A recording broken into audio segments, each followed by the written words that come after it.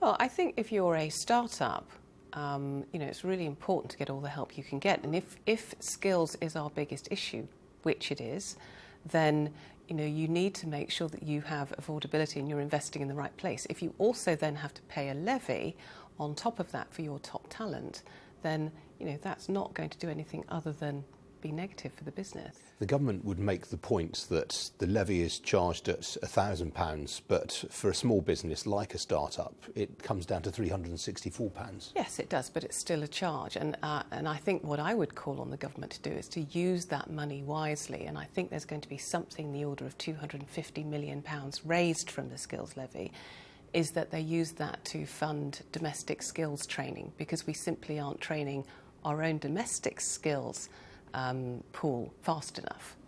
But in general, the government has issued this levy because they want to reduce dependence on migrant labour. I mean, that's surely a good thing, isn't it? Well, I'm not sure. I mean, our tech sector has thrived because of the international ideas, innovation and talent that's come from overseas.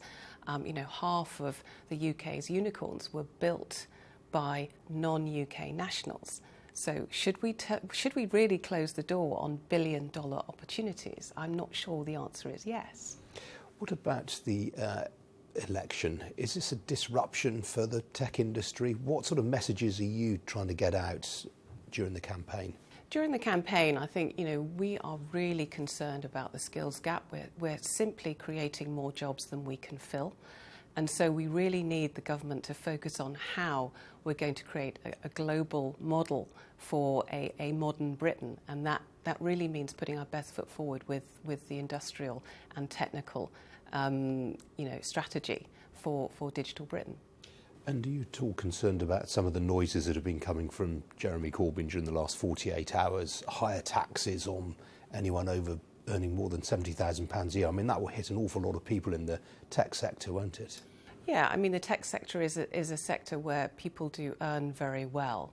And I think it just has to be a fair tax levy for everybody. And yes, of course, it does hit us. But actually, I do think if the tax system is looked at as a whole versus in part, then that's a much smarter way to look at it. Obviously, the election is being called to improve Theresa May's negotiating position over Brexit. What's the tech industry looking for from those negotiations? The tech industry really needs the government to address the skills gap and really needs the government to look at things like securing the data standards so that we are at least at the same level as European standards for data, because the tech industry and data doesn't really know any boundaries, and in order to do business we really need to get that right. And on top of that, we probably need to be very well aligned on our security and cyber strategies as well. That's a really interesting point that you make about cyber security. You think Brexit puts the UK at risk from more cyber attacks? Why? No, I don't think it puts us at risk for more cyber attacks, but I think we need to have strong relationships so that we can join together to partner against the risk of raised threat externally.